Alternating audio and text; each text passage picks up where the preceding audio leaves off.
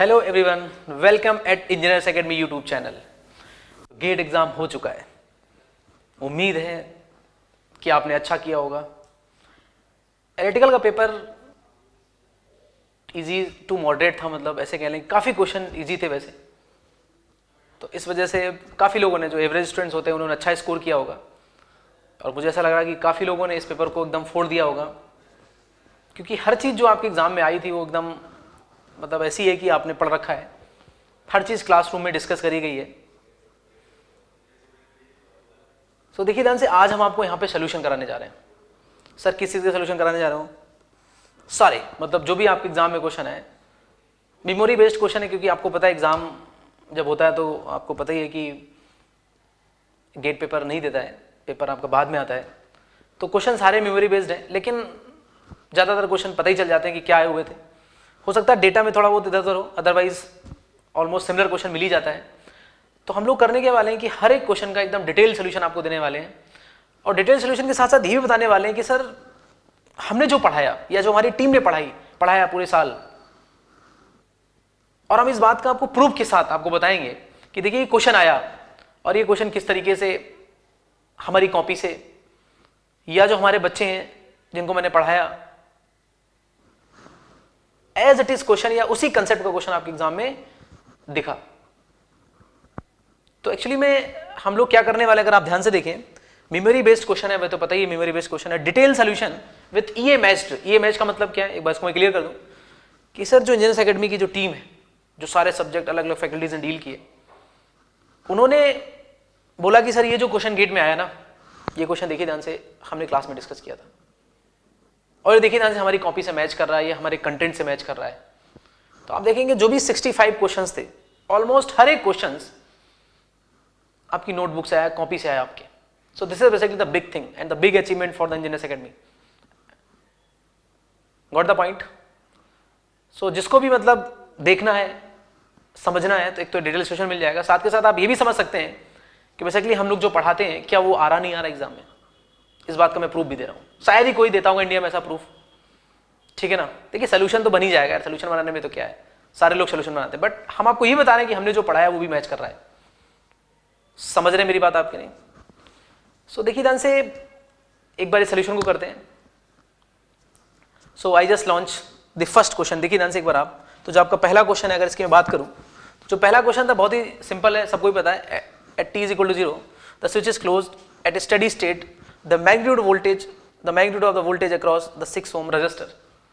तो I think so this is very simple numerical. Yes, आपसे पूछ रहा है सर t = 0 पे हमने स्विच को क्लोज किया है, तो आपसे पूछ रहा है what about the voltage across 6 ohm resistor. Yes, and here we observe that the source is DC। Yes, if I want to calculate the voltage at a steady state, it means the capacitor should be open circuit because ये steady state में होगा, and simply we can apply KVL KCL and we get the answer। yes, so if I want to solve it, yes, है ना, तो इसको आसानी से solve किया जा सकता है। इवन अगर आप चाहें तो ये भी देख सकते हैं, सोल्यूशन करने से पहले मैं आपको दिखा देता हूँ, या मैं पहले कर ही देता हूँ, एक मिनट के लिए देखिए आप। If I want to calculate, because I want to solve this circuit at t = infinite, हम सर्किट को कहाँ पे सॉल्व करना चाह रहे हैं, t = इनफिनिट पे। So definitely I say this, जो कैपेसिटर होगा वो स्टडी स्टेट पे होगा, it should be open circuit. इसका ओपन सर्किट हो जाएगा ना, क्योंकि doesn't allow any current. Yes, because I want the voltage across 6 ohm resistor at steady state means, and here we see this DC supply, and for the DC source at a steady state, capacitor should be open circuit. So here I say this is, we have a 6 ohm, this is we have a 3 ohm, okay, and it should be open circuit like this, simple numerical. Yes, okay, and this is a battery like this,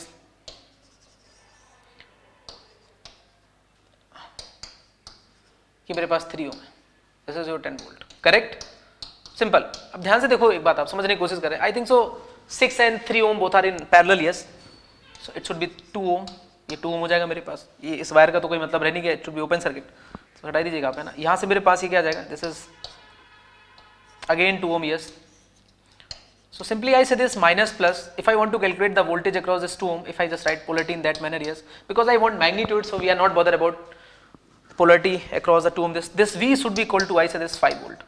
So the voltage across 2 ohm resistance, because 6 and जो 3 उसका parallel कितना आ जाएगा 2 ohm, because you know very well। yes, तो 3 और 6 का जो parallel combination हो कितना हो जाएगा 2, and simply we can calculate the V and V is equal to 5 volt. Okay, now I say this कि अगर पूछो सर यहाँ पे मेरे पास वोल्टेज ये 2 ओम ही तो था ना, तो voltage across I say this 3 ohm and 6 Om would also be 5 volt, तो यहाँ भी वोल्टेज कितना आएगा 5 वोल्ट आएगा। So question says magnitude, so answer should be the 5 volt. इसका आंसर कितना आ जाएगा 5 वोल्ट आ जाएगा। तो what is the concept behind it, means I say this कि कहीं ना कहीं आप ऐसे कह सकते हो कि हमें क्या करना था, वोल्टेज कैलकुलेट करना है स्टेडी स्टेट पे, and the concept is that कि सर हमें इतना पता होना चाहिए कि स्टेडी स्टेट पे for the DC source capacitor किस तरह काम करता है, and after that we have a just calculation and we can solve it. Now you can see this EMH, क्या EMH है आप देख सकते हैं। इस तरह के क्वेश्चन हम लोग क्लास में भी डिस्कस करते हैं, if you try to observe. देखिए ध्यान से, हमने 2 क्वेश्चन इस तरह से कराए थे आपकी क्लास में ना। So this is we have, अगर आप एक बार समझने की कोशिश करें एट स्टेडी स्टेट, अगर मैं बात करूं मेरे से, basically here we apply the 100 volt battery, अगर आप ध्यान से देखें, और यहाँ पे इंडक्टर लगा हुआ है, try to observe the situation. Yes, यहाँ पे मेरे पास ये इंडक्टर लगा हुआ है, so definitely at steady state I say this inductor should be short circuit. Yes, जैसे उसमें कैपेसिटर ओपन हो गया था। इवन यहाँ पे भी देख सकते हैं आप, यहाँ पे मैंने क्या कर रखा था 2 वोल्ट, कुछ साइनसॉइडल सिग्नल भी थे, बट आपसे ऐसे पूछा जा रहा था सर कि एवरेज वैल्यू ऑफ वोल्टेज बताइएगा। मीन्स आई से दिस कि कहीं ना कहीं यहाँ पे डेफिनेटली आई से दिस कि फिर से वही सेम कंसेप्ट था कि अगर हम डीसी के लिए इसको ऑपरेट करेंगे, for the DC source the capacitor should be open circuit. देखिए ध्यान से, बच्चे ने कर रखा ओपन सर्किट। सो ये जो आपके पास है ये किसी न किसी स्टूडेंट की कॉपी है जिसको मैंने मंगाया है, और आपको यहाँ पे शो कर रहा हूँ कि देखिए ध्यान से क्लास में ही क्वेश्चन आया हुआ, मतलब आपको ये बताया जाता है, समझाया जाता है कि whenever we have a steady state inductor should be short circuit, capacitor should be open circuit. तो बहुत ही ऑब्वियस सा क्वेश्चन था, मुझे ऐसा लगता है शायद सबको ये पता होगा, है ना, जरूर आपने इसको किया होगा। So this is basically the discussion in the classroom. Yes, this is a very much simple question. Yes, मतलब इसमें तो EMH की भी जरूरत नहीं है, because we have a number of question in the classroom. Yes, तो इसका मैंने मैच भी नहीं कराया है, even everybody know how to solve it, simple basic केवल question. Yes, so how we proceed this particular question is I want to calculate here, here we have some printing mistake, this is V1 here। तो आपको देखिए V1 calculate करना था, तो simply we can apply KVL, यहाँ पे आप KVL लगा सकते हैं, we can apply KVL। so this is 75 minus 2I minus 1/2 V1 is equal to 0। so this is we have a one equation। yes, and here we say कि मेरे पास कहीं ना कहीं क्या दिख रहा है, V1 की वैल्यू क्या आ जाएगी 8I आ जाएगी। so I just replace here I with V1, so यहाँ से I की वैल्यू क्या आ जाएगी मेरे पास, so from where I got the I is equal to V1/8, इस V1/8 को यहाँ रख देंगे, I की value 75 minus 2 V1/8 minus 1/2 V1 is equal to 0, and from where we get the V1 is equal to 100।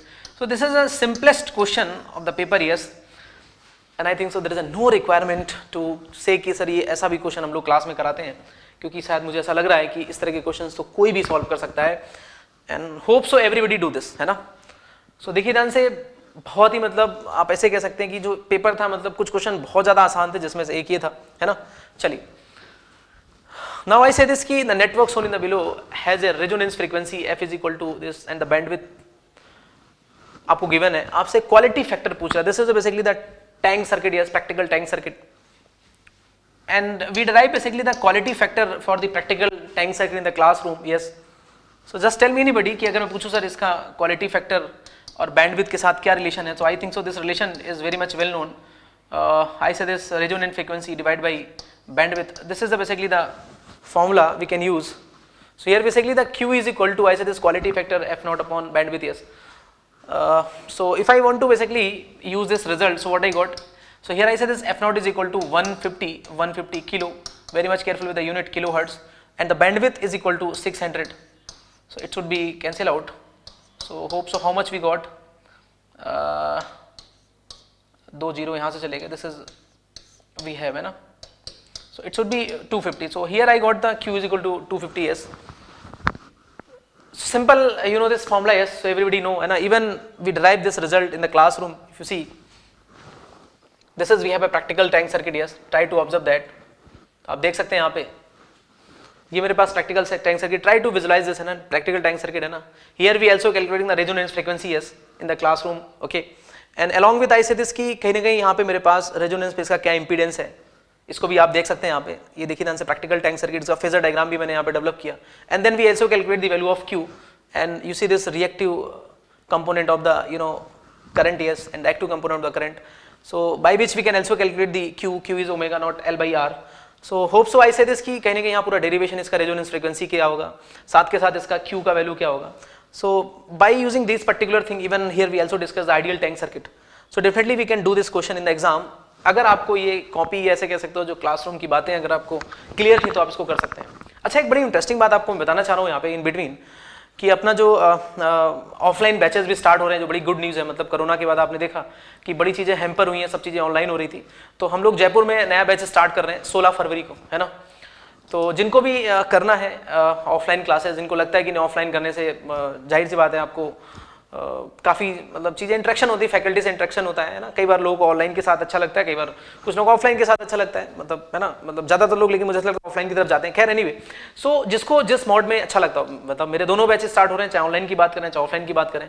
तो जिसको भी लगता है कि नहीं सर हुआ है तो 16 फरवरी से अपने बैच स्टार्ट हो रहे हैं. गेट 2023 और 24 को टारगेट किया जाएगा, तो आप लोग इनरोल कर सकते हैं. और जो लोग पहले आएंगे कुछ मतलब कुछ स्टार्टिंग के जो स्टूडेंट्स हैं, मतलब 50 स्टूडेंट, उनके लिए कुछ मतलब डिस्काउंट्स वगैरह भी ऑफर करे जाएंगे ना.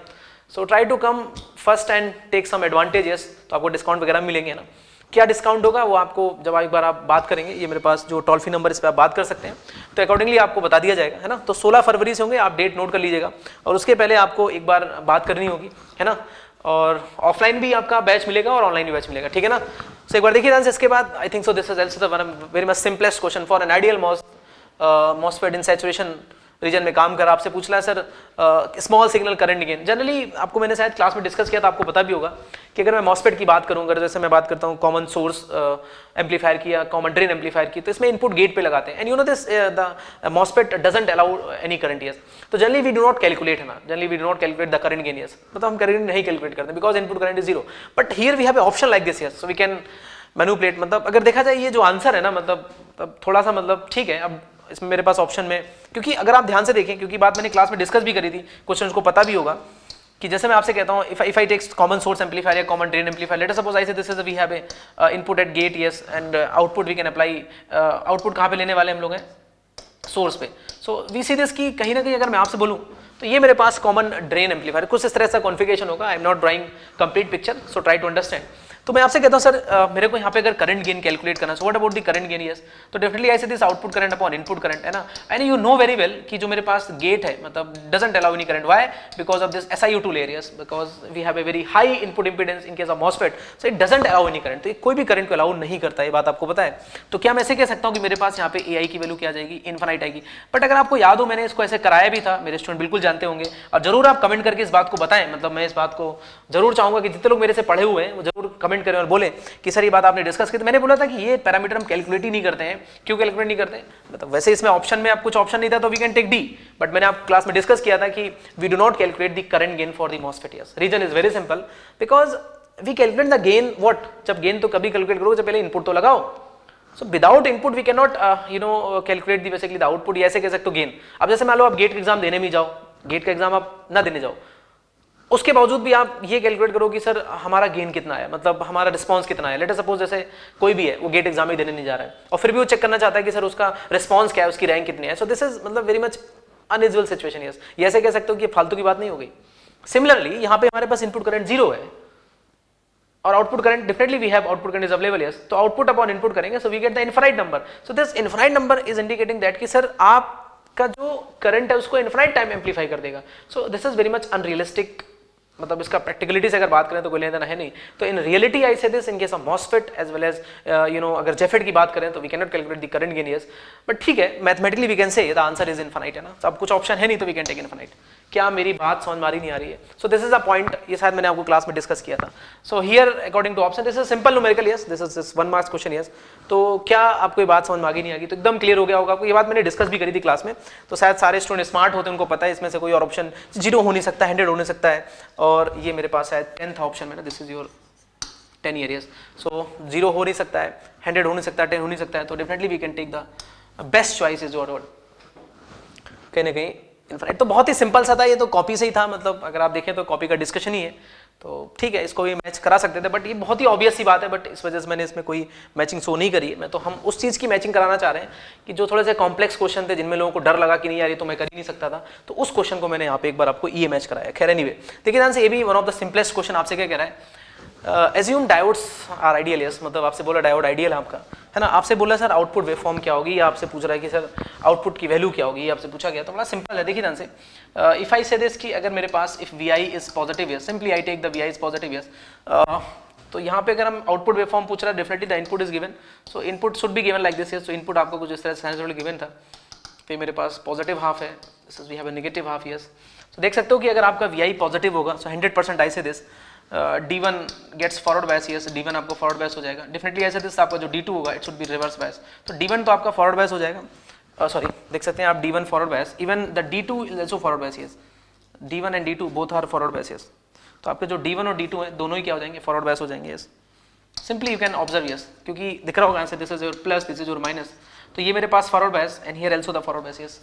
So देखिए answer positive, here we have a negative, so both the diode gets forward bias, so how the circuit is look like, तो ये आइडियल है तो it becomes short circuit, it becomes short circuit, yes, ये भी short हो जाएगा, and here I say this is we have a short circuit, इस तरीके से ये भी मेरे पास शॉर्ट सर्किट इस तरह से आ जाएगा। Now just tell me what about the output, what do we expect the output, anybody suggest? तो क्या मैं ऐसे कह सकता हूँ यहाँ पे जो आउटपुट मेरे पास आने वाला है, this is we have a V in, तो यहाँ से मेरे पास जो V naught आएगा it should be V in, so for the positive half we get the output is very much similar to input. अगर मैं इसके आउटपुट वेवफॉर्म की बात करूं, अब देखिए ध्यान से, जो भी ये क्वेश्चन है दे आर मेमोरी बेस्ड, तो इसमें कुछ डेटा एरर हो सकती है, बट ठीक है, जो भी मेरे पास क्वेश्चन है we try to explain in much more better way. जो भी इसका जो बना हुआ है इसका सोल्यूशन ये होगा, है ना। अगर इसमें कुछ भी पोलरिटीज में या डायोड की डायरेक्शन में कुछ अगर चेंजेस हैं तो definitely the answer will very yes, but अगर जो भी ये क्वेश्चन है इसका सोल्यूशन ये होगा, ध्यान से इस बात को समझें आप।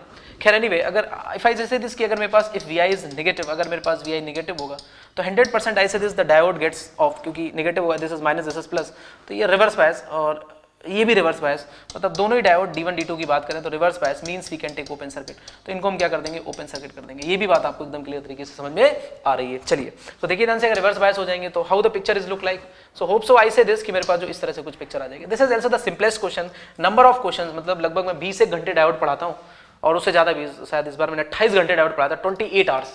सोचो आप 28 घंटे डायोड में आप समझ सकते हो कि कितने क्वेश्चंस मैं कराता हूँ, मतलब हर एक वैरायटी का क्वेश्चन आपकी क्लास में ही डिस्कस कर लेता हूँ यार, समझ रहे मेरी बात आपकी नहीं, मतलब हर एक चीज, मतलब नेटवर्क के सारे क्वेश्चन, एनालॉग के सारे क्वेश्चन, चाहे इलेक्ट्रिकल का हो चाहे इसी का हो, हर एक क्वेश्चन आपको कॉपी से मिलेगा। बात समझ नहीं आ रही, बाहर से आने का कोई लॉजिक ही नहीं है। खैर एनीवे, इतनी प्रैक्टिस खुद ही कर लेते हैं क्लास में। तो यहाँ पे मेरे पास वी आई निगेटिव है, D1 D2 के और रिवर्स बायस ओपन सर्किट हो जाएगा, तो ऑब्वियसली बात circuit it should be like this, ये कुछ इस तरह से आएगा। Now I just say this, what about the output? तो 100% I say this, in that case we observe that the output should be equal to 0। तो ये मेरे पास कुछ इस तरह से कहानी आएगी and it repeats every time, yes। तो कुछ इस तरह से दिखेगा आपको वेवफॉर्म में ना, अगर आप देखो ध्यान से शायद ये HWR जैसा दिख रहा है, हाफ वेव रेक्टिफायर जैसा दिख रहा है। सो hope so you got the answer. ये शायद इसमें 4 ऑप्शन गिवन थे ना, जो भी कुछ ऑप्शन है मैच कर सकते हो। तो जब V in पॉजिटिव होगा तो V naught is equal to V in, whenever the V in is negative, V in is negative, yes, जब भी V in आपका नेगेटिव है तो V naught आपका क्या आ रहा है, 0 आ रहा है, because we don't have anything, क्योंकि आपका कनेक्शन ही नहीं है, तो आउटपुट क्या आ जाएगा आपका 0 आ जाएगा। समझ गए मेरी बात आपकी नहीं? तो अगर मैं बात करूं एनालॉग की, तो ये क्वेश्चन आसान था, आपको पता है बहुत ही आसान है, बहुत ही बेसिक सी बात थी, क्योंकि इनपुट में करंट जाती नहीं है तो गेन इनफाइनाइट हो जाएगा। ये डायोड का सिंपल सा क्वेश्चन था, हमने इतने सारे क्वेश्चंस करे हैं, है ना। अब आप मेरे से कहोगे सर इसका ये मैच नहीं करा रहा, अबे यार 28 घंटे डायोड पढ़ाया मैंने आपको, तो मैच कराने की क्या जरूरत है यार। जो बच्चे देख रहे हैं मेरे से जो पढ़े हो, आप कमेंट में लिख सकते हो ना यार, बोल सकते हो ना कि यार ये नहीं आया आपके पढ़ाया, उससे बोला जा सकता नहीं, तो समझ रहे मेरी बात आपकी नहीं। So hope so you are getting the point मैं कहना क्या चाह रहा हूं। This is one of the simplest question, simple you no.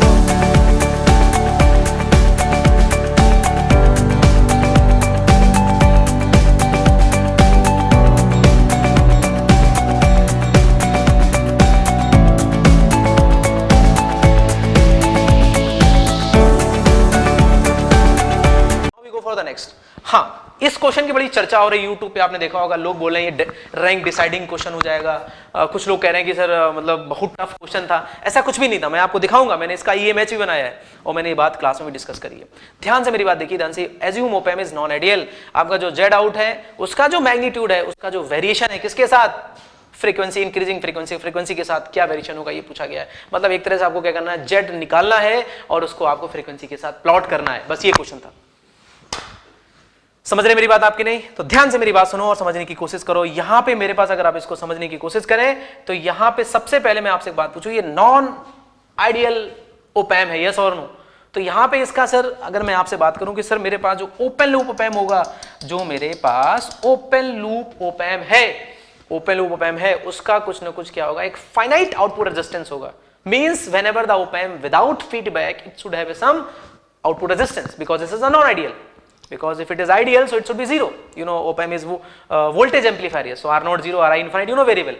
अगर मैं ओपन op amp की बात करता हूं तो R naught क्या होता है, जीरो होता है, Ri क्या होता है, इनफाइनाइट होता है, you know very well. But if it is non-ideal, so R naught is equal to what? Zero and Ri is equal to infinite. Sorry non ideal होगा तो R naught जीरो नहीं होगा, Ri infinite नहीं होगा. लेकिन अगर ideal है तो R naught जीरो, Ri क्या होगा, इनफाइनाइट होगा. बात समझ में आई नहीं आई? चलो ये बात समझ में आ गई. अब ये कंफर्म्ड हो गया कि मेरे पास जो ओपन लूप ऑप एम्प होगा इसका कुछ ना कुछ अपना क्या होगा, R naught होगा, या इसको आप Z naught भी कह सकते हो, कोई बात नहीं ना. तो ये कब की बात है, जब आप कह रहे हैं सर ओप एम्प कैसा है आपका, है ओपन लूप. ओप एम्प कैसा है आपका, है op amp open loop, open loop. ये समझ गए?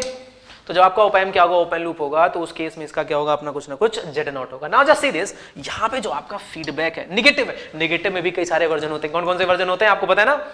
Voltage series, voltage number of topology होती है आपके पास. तो कौन सी टोपोलॉजी है यहां पे? आउटपुट फीडबैक, जैसे कह सकते हैं feedback is directly connected to the output. This is called the voltage sampling. ये कौन सी सैंपलिंग? आपका वोल्टेज सैंपलिंग है. समझ गए मेरी बात आपके नहीं? यहां पे जो इनपुट है फीडबैक से नहीं कनेक्टेड है, this is your series mixing, series mixing. तो ये कौन सी टोपोलॉजी हो गई आपको पता है? कौन सी topology? This is voltage series. कौन सी टोपोलॉजी हो गई? This is your voltage series topology. क्या मेरी बात समझ? क्या ये मैंने क्लास में डिस्कस किया कि नहीं किया? बिल्कुल किया, बिल्कुल किया, सबको पता है. जब भी मेरे पास कोई भी बेसिक एम्पलीफायर होता है, बेसिक एम्पलीफायर होता है, मैं आप सोचा इसमें कौन सा फीडबैक? आपने कहा सर निगेटिव फीडबैक. कौन सी टोपोलॉजी निगेटिव का? तो आपने कहा सर वोल्टेज सीरीज फीडबैक है. सबको क्लियर है? क्योंकि आउटपुट का फीडबैक से डायरेक्ट कनेक्शन है, तो वोल्टेज सैंपलिंग. इसका आपका फीडबैक का इनपुट से डायरेक्ट कनेक्शन नहीं है, तो बेसिकली ऐसे series mixing. Yes, so voltage series feedback. Now just tell me, everybody know this, अगर मेरे पास बेसिक एम्पलीफायर है, उसका आउटपुट रेजिस्टेंस अगर R naught है, बेसिक एम्पलीफायर का अगर आउटपुट रेजिस्टेंस क्या है, R naught है,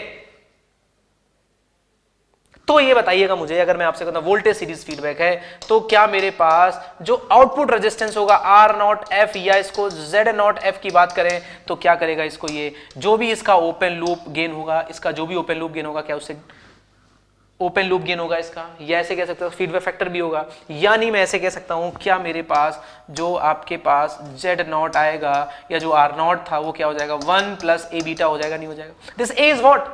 A is the open loop gain. Yes you know. समझ गए मेरी बात आपकी नहीं? तो Z naught upon 1 plus A beta. Now see this, अगर मैं फीडबैक फैक्टर की बात करूं, सी इस केस में अगर feedback factor, what about the feedback factor? This is your, I say this, यहाँ मेरे पास आउटपुट, ये मेरे पास feedback signal, this is called VF. तो क्या मेरे पास ये VF by V naught your feedback factor, और I say this is 1.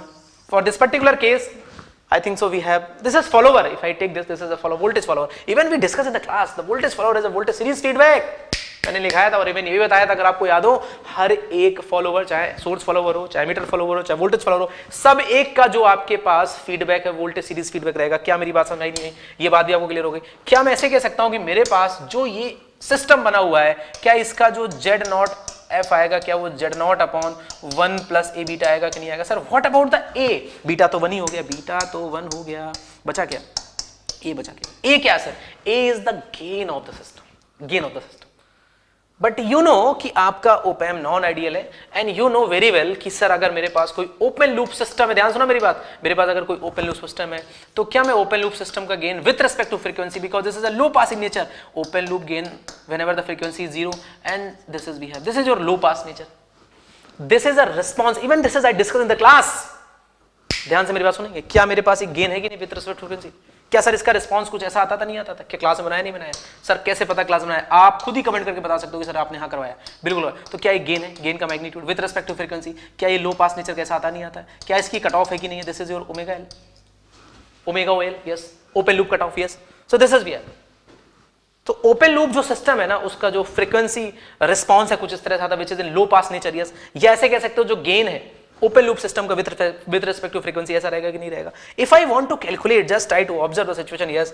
तो क्या मैं ऐसे कह सकता हूं कि मेरे पास जो Z naught F आ जाएगा, अगर उसकी बात करूं मैं, तो क्या मेरे पास Z naught upon 1 plus A beta, 1 plus A beta क्या आएगा मेरे पास? यहां से आ जाएगा AOL अपॉन 1, क्या गया भाई? हाँ, क्या आएगा? AOL upon 1 plus S upon omega not L. समझ गए मेरी बात आपके? ये मेरे पास Z naught F आ गया. कितना सिंपल सा क्वेश्चन है, क्या यहां तक क्लियर हो गया? अब इसको सॉल्व कर लो, बस बोर्डे प्लॉट बना दो. अब ये किसका आ गया? ये आ गया आपका output impedance with respect to frequency. What about this? This is we have a Z naught. LCM ले लो आप, LCM ले लो, क्या आ जाएगा 1 plus s upon omega not L divide by क्या आ जाएगा ये जल्दी बोलो. This is 1 plus s upon omega not L plus L. इसको लिख लो टाइम कांस्टेंट फॉर्म में because I want to draw Bode plot. ये तो मैंने खूब सारा किया, खूब सारा क्लास में किया था. ध्यान से देखो मेरी बात, आप ध्यान से सुनो. ये आ गया जेड नॉट, ये क्या आ गया 1 plus s upon omega not L है ना डिवाइड बाई क्या आ जाएगा बताओ. क्या मेरे पास ये आएगा कि नहीं आएगा? क्या मेरे पास ये आएगा कि नहीं आएगा? यहां से इसको टाइम कांस्टेंट फॉर्म में लिखेंगे तो क्या करना पड़ेगा 1 प्लस एल को कॉमन लेना पड़ेगा. ले लो कॉमन तो क्या बचेगा यहाँ से 1 plus s upon S upon S upon क्या आ जाएगा ये ओमेगा ओ एल, ये 1 प्लस ए ओ एल. समझ गए मेरी बात आपके नहीं? दिस इज भी है. क्या मेरे पास ये आएगा कि नहीं आएगा? दिस इज भी है. क्या मैंने इस जेड को जो मेरे पास इंपीडेंस था विद रिस्पेक्ट टू फ्रीक्वेंसी उसको मैंने टाइम कांस्टेंट फॉर्म में लिखा कि नहीं लिखा? If I want to draw its Bode plot, इसका बोडे प्लॉट ड्रॉ कर लेंगे हम. If I want to draw its Bode plot so what we have. क्या मेरे पास कोई भी जीरो, क्या मेरे पास कोई भी जीरो, क्या मेरे पास कोई भी जीरो ऑरिजिन पे है? If I want to draw its magnitude plot, क्या मेरे पास कोई भी जीरो या पोल ऑरिजिन पे है? तो ना ही मेरे पास कोई जीरो, ना ही मेरे पास कोई पोल ऑरिजिन पे है. So my Bode plot start with 0 dB slope. Yes it is some constant value, कुछ ना कुछ रहेगी because we are not bothered about its magnitude because in the exams plot is given है ना. ऑप्शन भी थे I think so we drawn option और not. हाँ मैंने ऑप्शन नहीं बनाए, कोई जरूरत नहीं क्योंकि ऑप्शन आपके पास थे ही. खैर एनीवे सो देखिए ध्यान से अगर बात करूं यहाँ पे कि दो ऑप्शन तो एकदम बेकार थे जो स्ट्रेट लाइन जा रहा था. खैर एनीवे देखिए इसके बाद आप दिख रहा होगा कि मेरे पास एक जीरो आ रहा है. जीरो आ रहा है कहाँ पे? ओमेगा नॉट एल पे. एक पोल आ रहा है. अच्छा कौन ज्यादा होगा? ये तो बड़ा ऑब्वियस सी बात है यार भैया. अरे भैया, अरे भैया देखो देखो देखो जल्दी देखो. अरे मेरे गधों देखो ध्यान से आप, ये है कि नहीं है पहले बताओ. कौन ज्यादा होगा? जाहिर सी बात है ये कम होगा ये ज्यादा होगा. 1 प्लस एल तो काफी ज्यादा होगा ना, ये मल्टीप्लाई करेंगे तो. क्या आपके पास एक जीरो आ जाएगा? पहले जीरो आएगा. क्या मेरे पास 0 dB से प्लस 20 dB स्लोप हो जाएगा नहीं हो जाएगा? क्या प्लस 20 dB स्लोप होगा कि नहीं होगा? So this is plus 20 dB slope. Yes dB पर डिकेड ये आ गया ना, dB पर डिकेड. तो प्लस 20 dB पर डिकेड स्लोप आ जाएगा. अरे आया नहीं आया, आया नहीं आया, आया नहीं आया, आ गया. तो प्लस 20 dB पर डिकेड. ठीक है ना. इसके बाद देखिए ध्यान से आप, ये फ्रीक्वेंसी है. इसके बाद देखो ध्यान से आप, क्या मेरे पास एक पोल आएगा नहीं आएगा? कहाँ पे आ गई है? ये आएगा यहाँ पे. ओके दिस इज वी है. इसके बाद मेरे पास कहाँ पे आएगा? दूसरा देखिए ध्यान से, क्या मेरे पास एक पोल आया नहीं है? क्या ये प्लस 20 dB को 0 dB कर देगा? नहीं कर देगा फिर से, क्योंकि माइनस 20 dB. तो प्लस 20 dB माइनस 20 dB तो यानी 0 dB फिर से. तो 0 dB यहाँ पे 0 dB. समझ रहे मेरी बात आपकी नहीं? तो क्या मेरे पास ये पॉइंट कहाँ पे आएगा? दिस इज वी है. तो शायद आपको दिख रहा होगा यहाँ से कि शायद पॉइंट पकड़ में आ गया होगा. So this is the picture जो अपने को मिलने वाला. तो यहाँ से आपसे पूछा ये गया था, अगर आप ध्यान से देखिए एक बार में, कि आपको यहाँ पे क्या करना, थोड़ा सा कंसेप्ट को मिक्स करना था. एज इट इज क्वेश्चन मैंने क्लास में तो नहीं कराया, लेकिन ये कंसेप्ट जरूर मैंने क्लास में पढ़ाया था. हमें पता था ये वोल्टेज सीरीज फीडबैक. अगर ओप एम्प नॉन आइडियल है तो उसका जो मेरे पास आउटपुट आएगा वो 1 प्लस जो ओपन लूप का आउटपुट इंपीडेंस होगा, यानी कि आर नॉट जो होगा, जो जेड नॉट होगा 1 प्लस एबीटा से कम हो जाएगा. 1 प्लस एबीटा से कम हो जाएगा. तो वही मैंने कर दिया. फिर हमें ये बात पता थी कि जो ओप एम्प होता है उसका जो फ्रीक्वेंसी रिस्पॉन्स होता है, ओपन लूप की बात करो अगर फ्रीक्वेंसी रिस्पॉन्स लो पास है, यानी इस तरह से लिखा जा सकता है. फिर इससे रिप्लेस किया and simply we get this diagram. Okay तो दिस इज अ पिक्चर जो आपको ध्यान रखना है ना. सो दिस इज इस तरह से कुछ आया था अपने पास है ना. चलिए एनीवे अब बात आती है सर, क्या आपने, जिसको पूरी दुनिया ये कह रही है कि ये सबसे दुनिया का टफ क्वेश्चन था, मतलब ऐसे बोल रहे हैं बहुत आसान है भाई, ये तो बहुत इजी है यार, तो सब लोग बोले बहुत टफ क्वेश्चन आया है. तो देखिए ध्यान से, बहुत टफ क्वेश्चन नहीं था. ये सेम चीज मैंने क्लास में कराई. चलो एक एक करके देखते हैं कैसे. चलो एक एक करके देखते हैं बेटा. इधर देखो आप, इधर देखो आप, इधर देखो आप, इधर देखो. एक एक बात दिखाता हूँ. इधर देखो आप, इधर देखो आप. सबसे पहले इधर देखो. क्या ये मैंने फ्रीक्वेंसी रिस्पॉन्स पढ़ाया? जो भी स्टूडेंट देख रहे हैं ना इंजीनियर सेकेंडरी वाले, जिनको मैंने पढ़ाया ना, प्लीज ईमानदारी से बताना मैंने बताया नहीं बताया आपको. क्या मैंने डिस्कस किया कि नहीं किया आपकी क्लास में? क्या आपको विजिबिलिटी है कि नहीं है? ये मेरे को ही दिख रहा है केवल? अबे दिख रहा नहीं दिख रहा है? दिख तो रहा होगा ना यार. ये दिख रहा है कि नहीं दिख रहा है यार? ऐसे मत करना यार, दिख तो रहा होगा मेरे हिसाब से. तो देखिए ध्यान से, अगर आपको ये दिख रहा है तो आपको जरूर पता होगा, या मेरे जो स्टूडेंट्स हैं जो पढ़े हुए हैं उनको जरूर पता होगा कि उन्हीं की कॉपी का नोट्स है ये फ्रीक्वेंसी रिस्पॉन्स डिस्कस किया कि नहीं किया. देखो ध्यान से, अब ओपन लूप का फिर L upon 1 plus s upon L दिखाया कि नहीं दिखाया. चलिए आगे बात करते हैं. अब आपने कहा सर ये तो मुझे पता था, आउटपुट कैसे निकालते थे? क्या मैं आपसे एक बात पूछूं, अगर आप ध्यान से देखें, यहां पे मेरे पास अगर मैं पूछूं आपसे, जो फीडबैक था वो फीडबैक कौन सा था? अगर आप समझने की कोशिश करें तो फ्रीक्वेंसी रिस्पॉन्स अपने को पता था। तो यहाँ पे अगर मैं फीडबैक की बात करूँ तो फीडबैक कौन सा था आपका, क्या मेरे पास यहाँ पे फीडबैक वोल्टेज सीरीज फीडबैक था कि नहीं था। तो अगर उसका Z0 पता था तो 1 प्लस एबीटा से कम हो जाएगा, तो जाहिर सी बात इतना तो आप मैनिपुलेट कर सकते थे। यानी ये अगर आपको नॉलेज थी, और ये टोपोलॉजी तो मैंने आपको पढ़ाई थी क्लास में, ये टोपोलॉजी मैंने आपको क्लियर करी थी, तो आपको अगर टोपोलॉजी क्लियर थी तो आपको ये ए के बारे में पता ही था, जाहिर सी बात आपको ए के बारे में पता था। तो अगर आपको ए के बारे में पता था, टोपोलॉजी आपको आती थी, तो इसको आप कनेक्ट कर सकते थे, इजीली करा जा सकता था, कोई बड़ी चीज तो है नहीं। खैर नहीं भी, देखिए ध्यान से, आप समझ में आ गया होगा आपको। देखिए ध्यान से, भी क्वेश्चन बड़ा आसान है, this is very simple numerical, yes, so try to mind the situation, yes. See, तो जैसे मैं आपसे एक बात पूछूं अगर कि मेरे पास यहाँ पे क्या है, आपसे आई आउट अपॉन आई इन पूछा गया है, सिंपल, चाहो तो उसको आप एस डोमेन में करके फटाफट निकाल दो आप, है ना। देखिए ध्यान से, आप इसको क्या लिखोगे, 1 upon C, so this is I write S C F, ये क्या लिख सकते हो आप, 1 upon C not into S, simple. आप देखिए ध्यान से, नेगेटिव फीडबैक है ये, तो यहाँ 0 हो जाएगा। ये करंट कितनी है आपके पास, आई इन है, इस करंट को चाहो तो आप I1 मान लो, तो क्या आप ऐसे लिख सकते हो, आई इन इज इक्वल टू, बाहर है ये अंदर है I1, है ना। I1 क्या लिख सकते हो, I1 लिख सकते हो V0, इस वोल्टेज को अगर आप चाहो तो V0 मान लो। So what I got, V0 minus, ये एस डोमेन में होगा, everything in s, I n of s, I not of s, everything in s domain s, 0 divide by क्या हो जाएगा ये 1 अपॉन एस सी एफ, ये मेरे पास आई इन आ जाएगा। इस आई इन को क्या लिख सकते हो आप, क्या इस आई इन को आप एस सी एफ V0 लिख सकते हो कि नहीं लिख सकते हो, this is equation number 1। Now from where what I write, is I not को क्या लिखा जा सकता है, क्या V0 minus 0 divide by 1 upon C not into S is equal to I naught लिख सकते कि नहीं। तो क्या यहाँ से मेरे पास आई नॉट की वैल्यू, आई नॉट की वैल्यू, आई नॉट की वैल्यू, अबे बहुत आसान, इससे ज्यादा आसान कुछ नहीं हो सकता था, इस क्वेश्चन से ज्यादा आसान कुछ सिंपल सा, यार आपकी आदत थी ना रेजिस्टेंस करने की, तो आप इसको इंपीडेंस फॉर्म में कर लेते, आप फटाफट सॉल्व हो जाता ना ये। आपको आई नॉट अपॉन आई बताना था ना, अभी ये रेजिस्टेंस लगा होता तो आप इसको तुरंत उड़ा देते, कैपेसिटर लगाते ही आपका दिमाग खराब हो जाता है, अरे उस वाला इसको क्या करेंगे, अब तो चार्ज होगा डिस्चार्ज, ऐसे नहीं होता ना, आराम समझना, आराम से समझना था।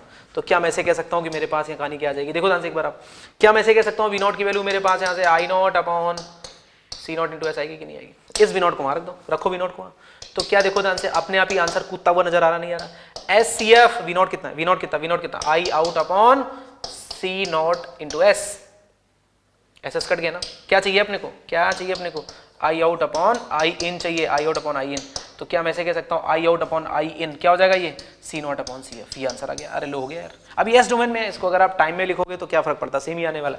खैर एनीवे, सो डेफिनेटली इसमें भी 4 ऑप्शन थे, तो 1 मिनट में आपका आंसर पता चल जाता क्या निकालना था, समझ गए मेरी बात आपके लिए। तो इसको आप जैसे एस डोमेन में करेंगे तो इंटीग्रेशन डिफरेंशिएशन से बच जाएंगे, चाहो तो इसको डायरेक्ट टाइम डोमेन से भी सॉल्व कर सकते थे, तो भी आपका आंसर आ जाता। सर इसका ईएमएस दिखाओ, अब इसमें क्या ईएमएस देखना भाई, इसमें तो क्या ईएमएस देखना, सिंपल सा एक लाइन का केसीएल सा वी गेट द आंसर ना, हम तो उसका ईएमएस दिखाना जिसमें लोग कह रहे हैं कि ये तो बड़ा टफ था, ये तो हमसे हो नहीं पाता, ये तो हम कर नहीं पाते, उसकी कहानी मैं बता रहा हूं आपको, समझ गए मेरी बात आपके लिए। तो hope so you got the idea कि इसको कैसे करना था। Now we go for the next, आगे बात करते हैं। हाँ, इस क्वेश्चन भी लोग बहस कर रहे हैं, पता नहीं क्यों कर रहे हैं, है ना। सिंपल ही आपको दिख रहा है, साफ साफ इंटीग्रेटर बना हुआ है, इंटीग्रेटर बना हुआ है, आपसे पूछ रहा है इसका सर आउटपुट वोल्टेज क्या होगा। अब इसमें ये थोड़ा सा कंफ्यूजन ये है कि इसने ये नहीं बोला कि आउटपुट वोल्टेज कब बताना है ना, क्योंकि एक बार अगर इसमें हम एक बार एनालिसिस करें, so try to, this is my integrator, yes, so try to understand, क्योंकि यहाँ पे आइडियल बोला इसको, तो इसमें कोई करंट जाएगी नहीं, कुछ भी नहीं कह रहा है, तो वी कैन टेक आइडियली, तो 0 रहेगा, यहाँ भी 0 रहेगा मेरे पास। अगर मैं इस करंट को क्या बोलूँ, I1 है, और इस करंट को इफ यू वांट I2 लगाने की जरूरत ही नहीं थी वैसे ना, क्योंकि 0 हो गया, इसका तो कोई रोल ही नहीं रहा। तो सिंपल आप इसको अगर आप चाहो तो V इन कहो,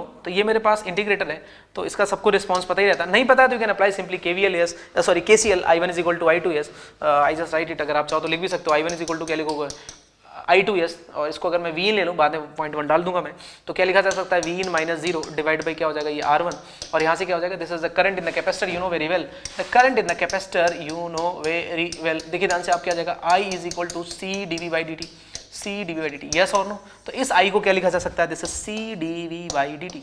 सर V क्या है, V क्या है, V is the voltage across capacitor, so what is right voltage. देखिए ध्यान से, इसका प्लस 0 है और ये आपका माइनस V0 से कनेक्टेड है, तो 0 माइनस क्या हो जाएगा, V0, 0 माइनस V0, तो यहाँ से क्या आ जाएगा, C d by dt, and it should B 0 minus V out, 0 minus V0 या V आउट की बात है, V इन अपॉन R1 आ जाएगा, सही है ना, V इन बस डाल दो। इसको जब सॉल्व करोगे तो यहाँ से V आउट मेरे पास क्या आ जाता है, you know very well, V out is equal to, if I just solve it, simple integrator, this is minus 1 upon R1 C1, और ये V इन dt आ जाएगा, दिस इज V है, okay. So this is integrator. If you can apply the limit if you want, you can take 0 to t, है ना, start discussion from t is equal to 0 and we integrate from 0 to t s. So देखिए ध्यान से, यहाँ पे जो integrate करेंगे, but here we have, you know, मेरे पास कहीं ना कहीं ये जो V in है उसकी वैल्यू कितनी है, V in मेरे पास यहाँ पे कितना है, this is 0.1 which is मतलब DC, okay, this is DCS. तो what I write is, so V0 मेरे पास क्या आ जाएगा, which is I write minus 1 by R1 C1 into t, into t, यही आ जाएगा ना, सिंपल इंटू टी, है ना। If I just take limit from 0 to t, so ये 0 टू टी करेंगे तो ये मेरे पास सिंपल टी आ जाएगा। 0.1 तो बाहर ही आ जाएगा, 0.1 आई टेक आउटसाइड यस, और फिर इसका जो इंटीग्रेशन आएगा वो कितना आ जाएगा आपके पास, सिंपल कितना आ जाएगा, इट शुड बी आई से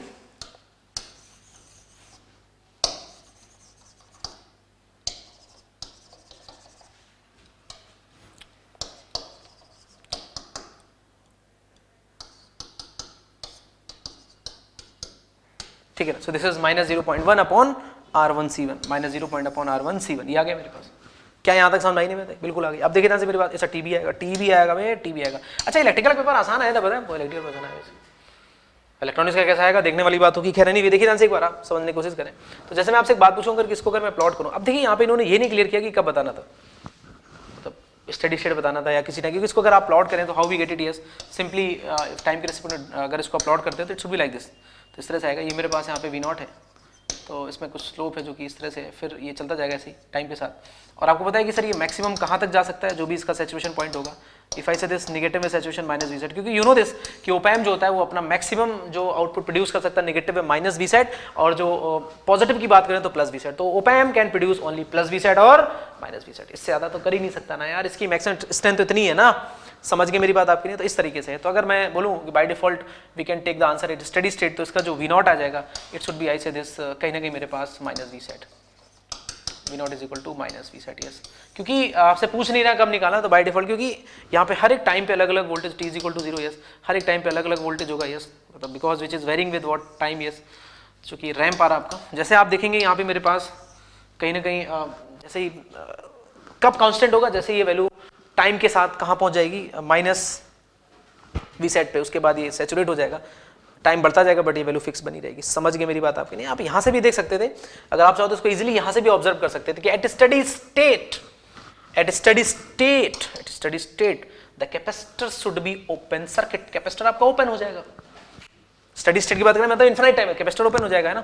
if the capacitor is open circuit how we comment it, यहाँ देख सकते हो आप, ये R2 है, यहाँ 0 आएगा। यहाँ की बात करें इधर तो करंट जाएगी नहीं, ओपन हो गया, ओपन हो गया, ओपन हो गया। तो क्या ओपैम आपका ओपन लूप हुआ कि नहीं हुआ, ओपन लूप हुआ कि नहीं हुआ।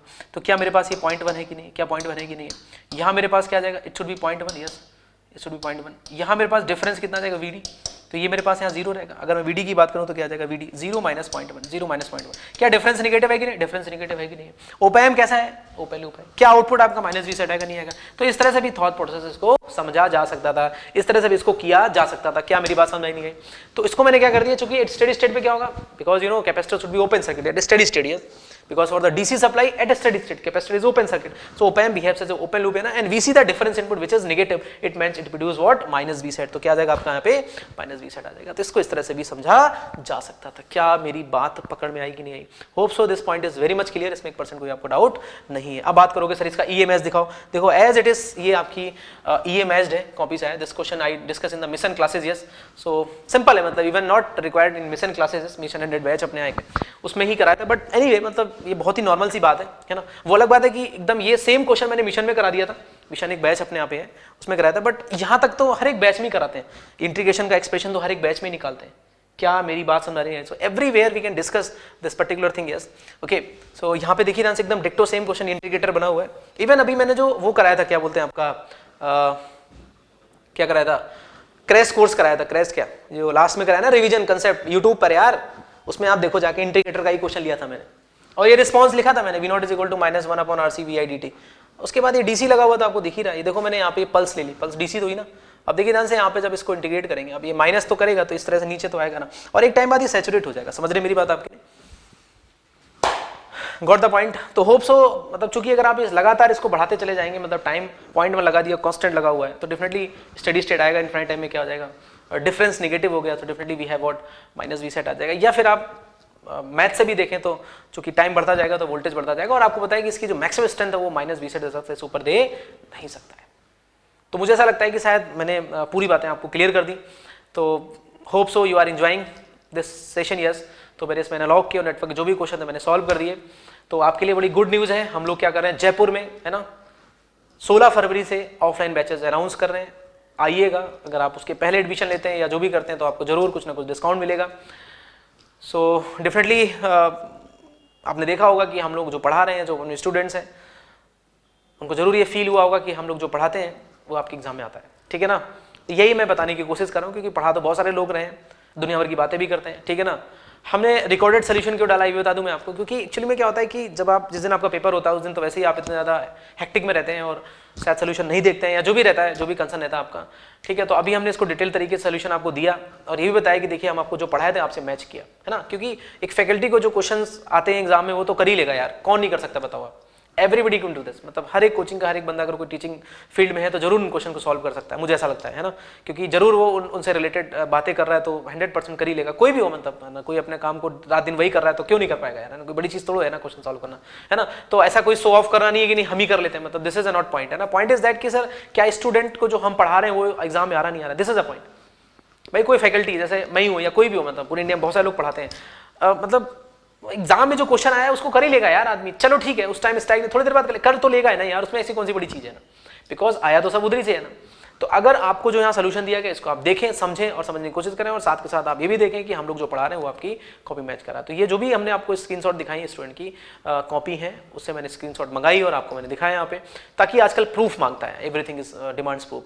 तो एक बार फाइनली बता दूं कि सर अपना नया बैच स्टार्ट हो रहा है ऑनलाइन ऑफलाइन 16 फरवरी से, तो आप लोग क्या करें, फटाफट जल्दी से ज्वाइन करें और तुरंत अपनी प्रिपरेशन को तैयार करें, 2023-24 के लिए तैयार हो जाएं। Thank you so much.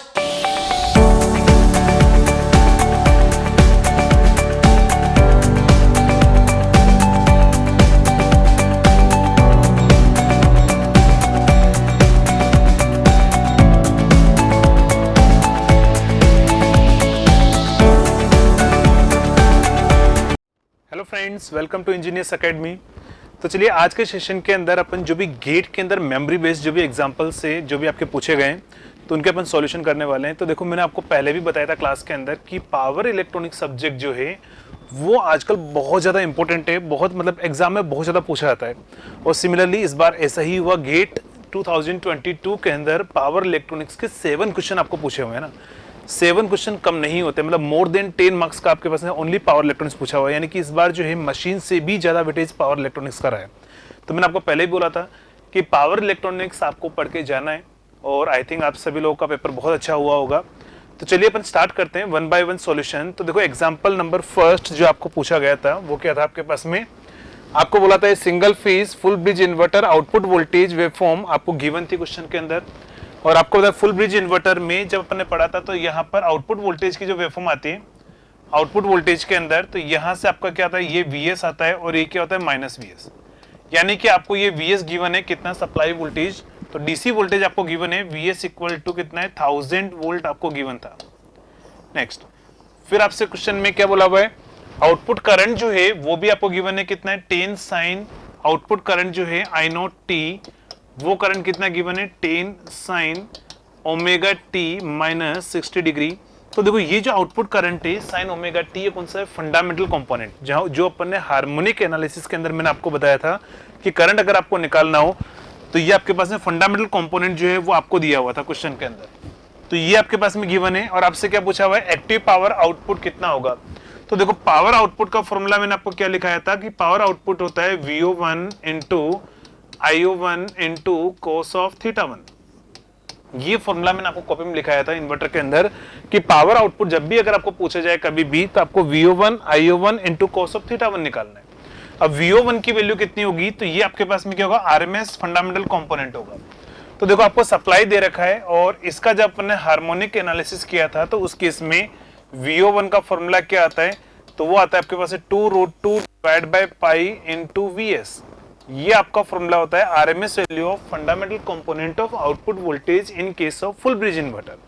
तो देखो यहां पर आप वैल्यू पुट करो तो कितना आएगा आपके पास में 2√2 divide by pi into Vs, और Vs कितना गिवन है क्वेश्चन के अंदर 1000 इनटू IO1 है, तो IO1 के लिए देखो करंट आपको दे रखा है और फंडामेंटल ही गिवन है, तो फंडामेंटल करंट की आरएमएस वैल्यू कितनी होगी, तो मैक्सिमम बाय √2, यानी कि यहां पर आपको ओनली 10 बाय √2 करना था into cos of angle between them. तो कितना एंगल है आपके पास में 60 डिग्री, तो यहाँ पर क्या आ जाएगा कोस 60 degree.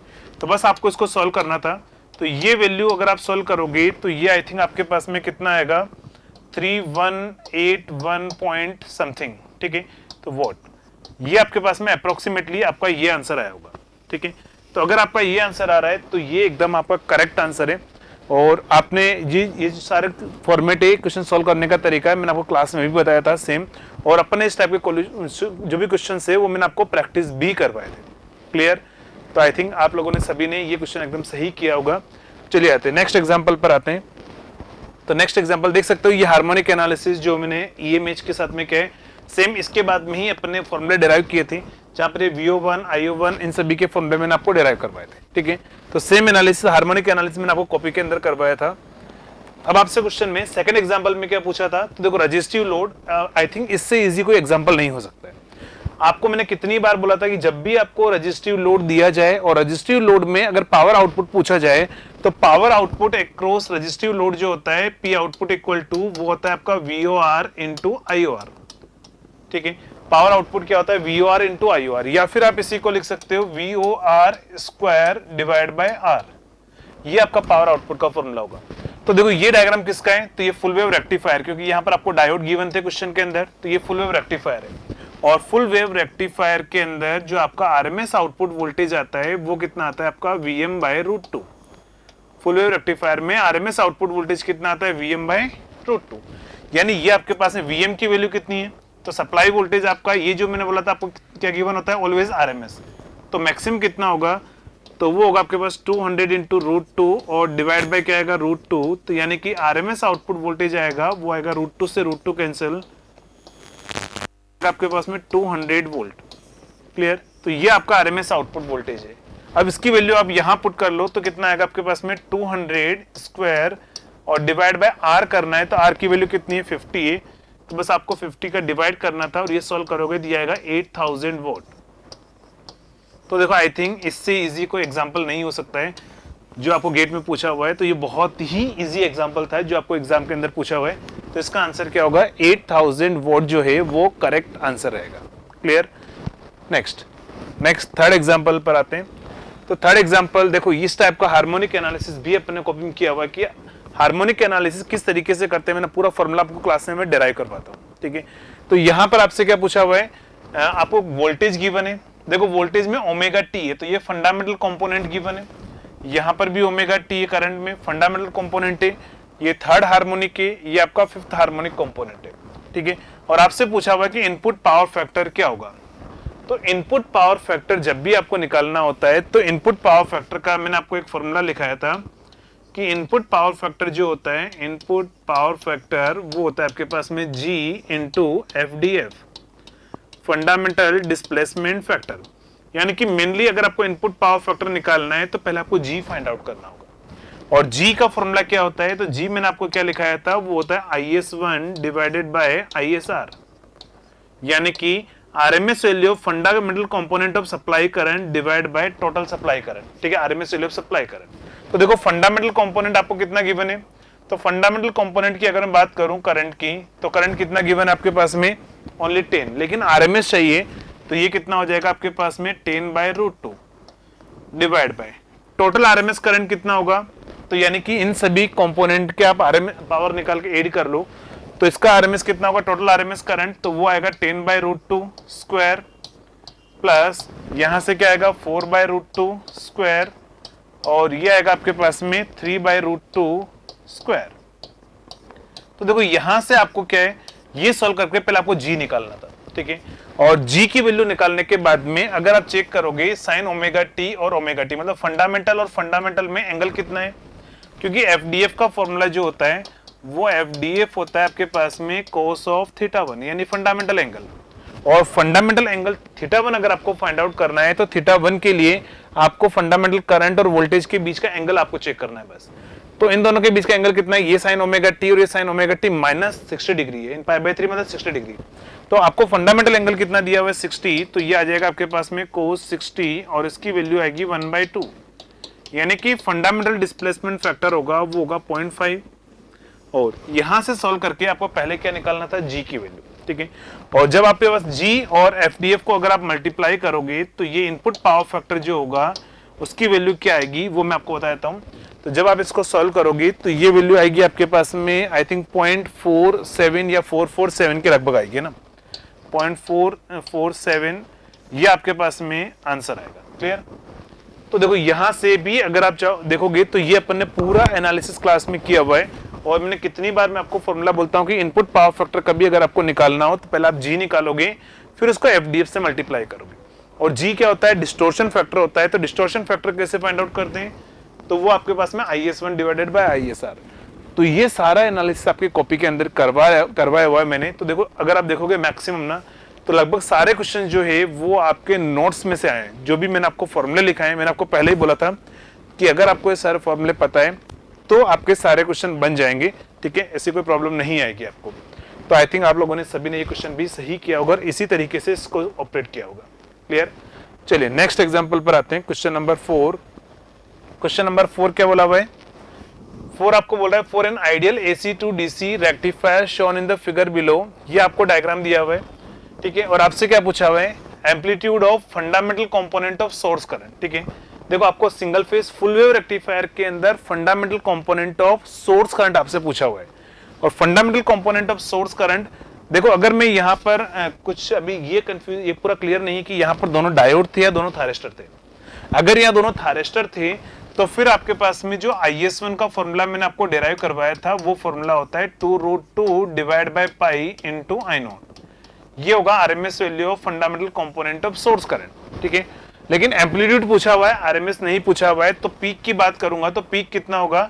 4I0 divide by n पाई या फिर पाई। फंडामेंटल की बात करें तो 4I0 डिवाइड बाय पाई। लेकिन अगर यहाँ दोनों डायोड होते हैं तो उस केस में क्या होगा? आपके पास में सेमी कन्वर्टर अगर गिवन हुआ तो उस केस में 4I0 divide by pi into cos alpha by 2, ये आपका फॉर्मूला हो जाता है, ठीक है। तो आपको अगर डायोड के रेस्पेक्ट में अगर मैं बात करूं तो ये आपका सॉल्यूशन रहेगा। तो यहां से देखो 4 और I0 कितना गिवन है क्वेश्चन के अंदर? DC करंट मुझे गिवन था 15 एम्पियर डिवाइड बाय पाई। तो ये आप सॉल्व करोगे तो ये आएगा 19.1 समथिंग आपके पास में करंट आएगा एम्पियर। क्लियर? तो क्वेश्चन नंबर जो 4th एग्जांपल है पावर इलेक्ट्रॉनिक्स का, उसका आंसर आएगा 19.1। तो अगर आप देखोगे ना तो एग्जांपल पावर इलेक्ट्रॉनिक्स में बहुत ही इजी एग्जांपल आया ना। ऐसा भी नहीं कि बहुत टफ एग्जांपल आपको एग्जाम में पूछे, नहीं, बहुत इजी टाइप के एग्जांपल पूछे हुए हैं। तो यानी कि IS1 जो होगा वो होगा 19.1 एम्पियर, करेक्ट आंसर रहेगा इसका, ठीक है। अगर आपके पास में यहाँ दोनों थायरिस्टर है तो उस केस में, अगर आपको दोनों डायोड दिए हुए हैं क्वेश्चन में, क्योंकि ये क्लियर नहीं है, किसी ने डायोड मान के सॉल्व करवाया हुआ है, किसी ने थायरिस्टर। तो अगर मैं थायरिस्टर के अकॉर्डिंग बात करूं तो ये आंसर होगा डायोड के रेस्पेक्ट में यहाँ पर कोस अल्फा बाय 2 आ जाएगा, मतलब 45 डिग्री डिवाइड बाय 2 और करना है आपको। क्लियर? चलिए नेक्स्ट अपन बात कर, देखो यही वो एनालिसिस है जो मैंने आपको क्लास में करवाया था, ठीक है। IS1 का किस केस में? विदाउट फ्रीव्हीलिंग, मतलब आपके पास में क्या होगा इन case of full wave converter के रेस्पेक्ट में 2√2 divide by pi into I0 से। ये आपका RMS है, पीक वैल्यू है जो 4I0 डिवाइड बाय क्या होगा? n पाई होगा। चलिए नेक्स्ट एग्जांपल।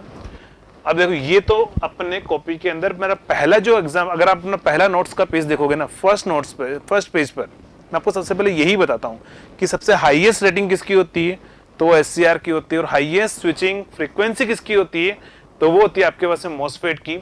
और मोर देन 200 किलोहर्ट्ज आपके पास में फ्रीक्वेंसी होती है। नॉर्मली मैंने आपको हर एक पॉइंट आपको कॉपी के अंदर, पहला पेज अगर आप देखोगे नोट्स का तो वहां पर मैंने आपको लिखाया हुआ है। अगर देख सकते हो यहाँ पर जो लेक्चर है वहां पर भी ये देखो फर्स्ट पेज पर ही जब मैं सिलेबस लिखाता हूँ तो उस टाइम ड्यूरेशन में हाईएस्ट रेटिंग के बारे में लिखाता हूँ मैं SCR की। और मॉसफेट के अंदर हाईएस्ट स्विचिंग फ्रीक्वेंसी कितनी होती है? मोर देन 200 किलोहर्ट्ज, ठीक है। तो यानी कि ये एग्जांपल पूरा का पूरा आपके नोट्स के पहले पेज से उठाकर आया हुआ है, ठीक है। तो यहाँ पर इसका आंसर क्या होगा? 200 किलोहर्ट्ज, मतलब क्या होगा आंसर आपका? MOSFET, option D. क्लियर? तो मॉसफेट जो है वो आपका करेक्ट आंसर है। नेक्स्ट अपन आते हैं क्वेश्चन नंबर 6। देखो ये भी पूरा एनालिसिस आपको कॉपी में करवाया हुआ मैंने। आपको क्या बोला हुआ है? बक बूस्ट कन्वर्टर है और बक बूस्ट कन्वर्टर में इंडक्टर के करंट की वेवफॉर्म आपको गिवन है। सारी वेवफॉर्म आपकी कॉपी में मैंने ड्रॉ करवाई थी। इंडक्टर के करंट की वेवफॉर्म गिवन थी और वोल्टेज रिपल कितना गिवन है क्वेश्चन में? 1 वोल्ट। यानी कि वोल्टेज रिपल मतलब डेल्टा V0 या डेल्टा VC, जिसका फॉर्मूला मैंने आपको डिराइव करवाया था। फॉर्मूला क्या होता है? Alpha into I0 divide by FC। ये फॉर्मूला मैंने आपको डिराइव करवाया था डेल्टा V0 या फिर डेल्टा VC वोल्टेज रिपल का। देख सकते हो ये आपकी कॉपी के अंदर मैंने पूरा डेरिवेशन करवाया हुआ है। डेल्टा VC या डेल्टा V0 के नाम से मैं डिराइव करवाता हूँ क्लास के अंदर, जिसमें आपका फॉर्मूला आता है alpha into I0 divide by FC, और यही होता है आपका वोल्टेज रिपल इन आउटपुट वोल्टेज या कैपेसिटर के अक्रॉस वोल्टेज। तो देखो ये फॉर्मूला अपने पास में क्या है, तो यहां पर बस ये फॉर्मूला यूज करना था, जिसके लिए पहले आपको आई नोट निकालना था। आई नोट कैसे निकालोगे, तो देखो सबसे पहले आपको यहां पर IL एवरेज फाइंड आउट करना था। तो IL एवरेज जो है वो कैसे फाइंड आउट करते हैं, तो वो भी मैंने आपको बताया था कि I minimum plus I maximum divide by 2 करना था। तो I मिनिमम कितना था, 12 एम्पियर आपको गिवन था क्वेश्चन में। I मैक्सिमम कितना है, 16 एम्पियर डिवाइड बाय 2, तो ये आएगा आपके पास में 14 एम्पियर। तो ये आपके पास में IL एवरेज आया था, और IL एवरेज का फॉर्मूला क्या था, तो I naught upon 1 minus alpha. ठीक है, IL एवरेज कितना था, I naught upon 1 minus alpha. तो देखो ये आपको टाइम, ये जो है ये टाइम कितना था, 20 था, और ये टाइम कितना था आपके पास में 30 था, है ना, इस तरीके से टाइम था क्वेश्चन में। तो ये 20 माइक्रो सेकेंड है और ये 30 माइक्रो सेकेंड है। तो यहां से अगर मैं चेक करूं तो मुझे पहले अल्फा निकालना है। अल्फा अगर आएगा तो मैं यहां से आई नोट फाइंड आउट कर सकता हूं, और उसकी वैल्यू मैं यहां पुट कर दूंगा। ठीक है, तो देखो आई नोट की वैल्यू आपको पहले यहां से फाइंड आउट करनी थी। तो आई नोट इक्वल टू क्या होगा, 14 इंटू 1 माइनस अल्फा। अल्फा क्या होता है, तो अल्फा अपन कैसे निकालते हैं, T on divide by T. तो देखो टी ऑन टाइम कितना है, तो ऑन टाइम कितना है 20, और टोटल टाइम कितना है 20 प्लस 30 कितना होगा 50। तो ये आएगा आपके पास में 2/5। तो यहां पर आप वैल्यू पुट करोगे तो ये आएगा 2/5। उसको सॉल्व करेंगे तो कितना आ जाएगा 3/5, यानी आई नोट की जो वैल्यू आएगी, आई नोट की वैल्यू आएगी 14 इंटू 3 डिवाइड बाय 5। ये आई नोट आ गया। तो यहां पर अपन वैल्यू पुट कर लेते हैं। डेल्टा वी नोट कितना है, 1 वोल्ट आपको गिवन था। अल्फा की वैल्यू कितनी आई, देखो अल्फा की वैल्यू कितनी है 2/5, और आई नोट की वैल्यू कितनी है आपके पास में, तो 14 into 3 divide by 5 divide by frequency कितनी है। तो देखो टोटल टाइम कितना है मेरे पास में, टोटल टाइम कितना है, तो मेरे पास में है 50 माइक्रो सेकेंड। तो फ्रीक्वेंसी कितनी होगी, तो 1 बाय टाइम पीरियड कितना होगा, 50 into 10 to the power -6 into C. तो बस कुछ नहीं, आप इस 50 को ऊपर ले जाओ, और इसको अगर आप सॉल्व करोगे तो सी की वैल्यू कितनी आएगी आपके पास में, तो देखो सी की वैल्यू आएगी आपके पास में यहां पर कितना है, 14 इंटू 3 कितना होगा आपके पास में 42। तो यहां से 2 इंटू कितना आएगा 42 डिवाइड बाय 25, और ये 50 इंटू 10 टू द पावर -6 ऊपर चला जाएगा, 50 इंटू 10 टू द पावर -6। ठीक है, तो यहां से अगर आप सॉल्व करोगे तो ये आई थिंक आया होगा 168। एक मिनट आपको बताता हूं, सॉल्व करोगे तब। तो ये आपके पास में जो आंसर आएगा 168 माइक्रोफेरेड, 168 माइक्रोफेरेड। तो ये आपका आंसर होगा इस क्वेश्चन का। क्लियर, तो देख सकते हो जितने भी क्वेश्चन से अगर आपने किए होंगे तो अपने नोट्स से बाहर कोई भी एग्जांपल नहीं आए। तो आप लोगों ने सभी ने भी वही किया होगा जो मैंने आपको क्लास में बताया था कि आपको इस तरीके से फॉर्मूले याद रखने, क्योंकि देखो फॉर्मूले बहुत होते हैं पावर इलेक्ट्रॉनिक्स में जिनको याद करना इजीली पॉसिबल नहीं हो पाता है। तो मैंने कुछ ट्रिक भी बताई थी याद रखने के लिए, और ये भी मैंने सब कुछ आपको डिराइव करवाया था क्लास में। क्लियर, चलिए नेक्स्ट एग्जांपल पर आते हैं। नेक्स्ट एग्जांपल, नेक्स्ट होगा क्वेश्चन नंबर 7। ठीक है, क्वेश्चन नंबर 7 जो है यहां पर आपको क्या बोला हुआ क्वेश्चन नंबर 7 में, ए 3 phase grid voltage source inverter connected with voltage source inverter DC link voltage. ठीक है, आपको वोल्टेज सोर्स इन्वर्टर से कनेक्टेड है जिसका डीसी वोल्टेज आपको गिवन है कितना है 100 वोल्ट है। तो VDC आपको गिवन है 1000 वोल्ट, सॉरी 1000 वोल्ट आपको गिवन है। इस switch using A sinusoidal pulse with modulation techniques if the grid phase current कितना दे रखा है, ग्रिड का फेज करंट जो है वो आपको दे रखा है 10 एम्पियर, और 3 फेज कॉम्प्लेक्स पावर जो भी आपको S दे रखा है, S इक्वल टू कितना है -4000 प्लस J -J3000। तो देखो अगर मैं S का ओनली मैग्नीट्यूड निकालूं तो वो आएगा आपके पास में 5000, क्योंकि रूट ऑफ 4000 प्लस 3000 कितना आएगा, से root of P square plus Q square अगर आप करोगे ना, 4000 का स्क्वायर प्लस 3000 का स्क्वायर वो 5000 आएगा। ठीक है, और S इक्वल टू क्या होता है, तो देखो S इक्वल टू होता है आपके पास में 3V phase into I phase, V phase into I phase. तो देखो यहां से आपको क्वेश्चन में क्या पूछा हुआ, मॉड्यूलेशन इंडेक्स आपसे पूछा हुआ था। तो मॉड्यूलेशन इंडेक्स पूछा हुआ है, तो सबसे पहले आपको यहां से क्या करना है, आप 3 का डिवाइड करके और I फेज का डिवाइड करके पहले आप V फेज निकाल लो। तो यहां से V फेज की वैल्यू कितनी आएगी, तो ऐसे आपके पास में 5000 divide by 3 into I phase current कितना है 10 एम्पियर। तो ये आएगा आपके पास में V फेज की वैल्यू आएगी, वो आएगी 500 डिवाइड बाय 3, 500 डिवाइड बाय 3। अब देखो इसकी जो वैल्यू होती है विद मॉड्यूलेशन इंडेक्स के साथ में, है ना, आपसे क्या बोला हुआ है, तो यहां पर आपके पास में फेज है, ठीक है, आपको वी फेज चाहिए, तो यहां पर मॉड्यूलेशन इंडेक्स के साथ में वी फेज का फॉर्मूला क्या होता है, तो वो होता है m into V D C divide by 2, ठीक है, और आरएमएस के लिए आप क्या कर दोगे, इसको √2 से मल्टीप्लाई कर दो, ठीक है, आरएमएस के लिए क्या करोगे, m into V D C divide by √2, तो यहां से आपको m निकालना था, और वेर वी डी सी की वैल्यू कितनी गिवन है क्वेश्चन में आपको, तो वी डी सी की वैल्यू आपको गिवन थी कितनी, 1000, क्लियर। तो देखो जब इसको आप सॉल्व करोगे तो ये जो डेटा आएगा वो कितना आएगा आपके पास में, ये आएगा m की वैल्यू 0.47, कितनी वैल्यू आ रही है आपके पास में, तो यहां से m की वैल्यू आएगी आपके पास में 0.47, तो ये आपका मॉड्यूलेशन इंडेक्स का क्या होगा, करेक्ट आंसर आएगा, क्लियर। तो देखो ये पावर इलेक्ट्रॉनिक्स के सातों एग्जांपल है जो बहुत ही इजी टाइप के एग्जांपल्स थे, और इसमें आप चाहो तो आप 100% स्कोर कर सकते हो, इजीली स्कोर कर सकते हो पावर इलेक्ट्रॉनिक्स के अंदर, इतना कोई टफ एग्जांपल नहीं आया, ठीक है। चलिए अब अपन आते हैं मशीन के क्वेश्चन पर। तो देखो मशीन के क्वेश्चन में पहला क्या बोला हुआ है, a 3 phase 415 volt 50 hertz induction motor draws 5 times the rated current at rated voltage at starting, ठीक है, स्टार्टिंग के अंदर जो है आपके पास में जो करंट है वो कितना है आपके पास में 5 टाइम्स ऑफ क्या होगा आपके पास में रेटेड करंट, ठीक है, I of full load. Next आगे क्या बोला हुआ है, it is required to bring down the starting current from the supply to bring down the starting current from the supply to 2 times of rated current. चलिए आपको जो है starting current कितना लाना है, 2 टाइम्स ऑफ रेटेड करंट लाना है, ठीक है, 2 टाइम्स ऑफ रेटेड करंट या फुल लोड करंट आपको लाना है बाय यूजिंग किससे, 3 फेज ऑटो ट्रांसफार्मर से आपको लेकर आना है। तो आपसे पूछा हुआ ट्रांसफॉर्मेशन रेशियो कितना होगा, क्वेश्चन में क्या पूछा हुआ है आपसे कि ट्रांसफॉर्मेशन रेशियो कितना होगा, तो समझना।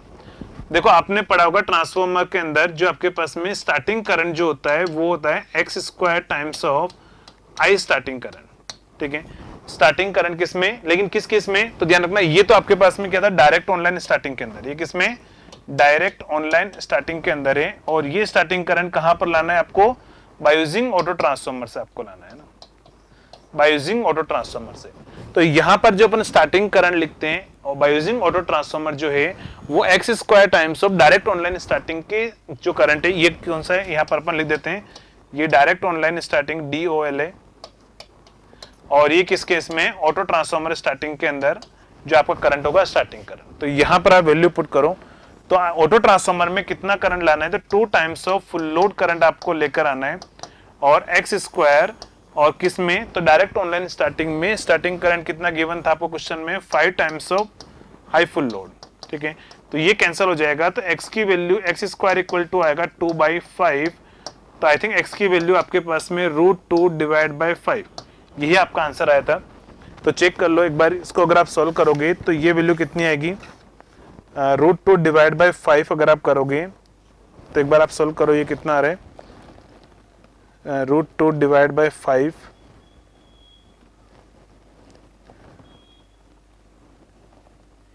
तो देखो ये वैल्यू आएगी आपके पास में 0.63, कितनी आ रही है आपके पास में, ये आ रही है आपके पास में 0.63, तो यहां पर जो आपका आंसर होगा 0.63, एंड ट्रांसफॉर्मेशन रेशियो कितना होना चाहिए आपके पास में, 63.2, है ना, परसेंटेज में पूछा हुआ तो क्या आंसर होगा 63.2, नहीं तो पॉइंटों में अगर मैं बात करूं तो क्या आएगा आपके पास में 0.632, तो आपका यही आंसर आया होगा 0.632 होना चाहिए आपके पास में ट्रांसफॉर्मेशन रेशियो, पॉइंटों में पूछा हुआ है तो।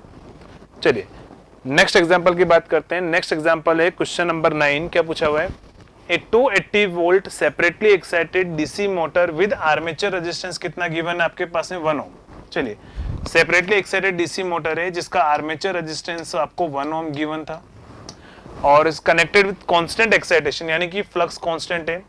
क्वेश्चन में आपको क्या बोला हुआ है कि फाई जो है वो आपके पास में क्या है, कांस्टेंट है, चलिए फ्लक्स आपके पास में कांस्टेंट है, and the load torque is directly proportional to speed, यानी कि टॉर्क जो है वो डायरेक्टली प्रोपोर्शनल टू आपको स्पीड गिवन है। नेक्स्ट फिर आपसे क्या बोला था, motor draws a current of, तो मोटर कितना करंट ड्रॉ कर रही है, आर्मेचर करंट कितना है आपके पास में, तो यहां पर आपके पास में 30 एम्पियर करंट ड्रॉ कर रही है मोटर, एंड स्पीड कितनी है, उस टाइम पर स्पीड कितनी है, वो है आपके पास में 1000 आरपीएम, 1000 आरपीएम। अब आपसे क्वेश्चन में क्या बोला हुआ है, what will be the speed when the additional resistance of 10 ohm is connected in series. चलिए अब आपसे क्या बोला हुआ है, ये तो फर्स्ट केस के थे। सेकंड केस में आपसे बोल रहा है कि अगर मैं एक एक्सटर्नल रेजिस्टेंस आर्मेचर में कनेक्ट कर दूं 10 ओम का रेजिस्टेंस, तो उस केस में आपकी स्पीड कितनी होगी। तो आपसे N2 पूछा हुआ है, N1 आपको गिवन है, ठीक है। तो देखो सेपरेटली एक्साइटेड डीसी मोटर है तो आपको फ्लक्स कांस्टेंट गिवन है क्वेश्चन के अंदर, तो यानी कि सबसे पहले आप क्या यूज करोगे, रिलेशन स्पीड का।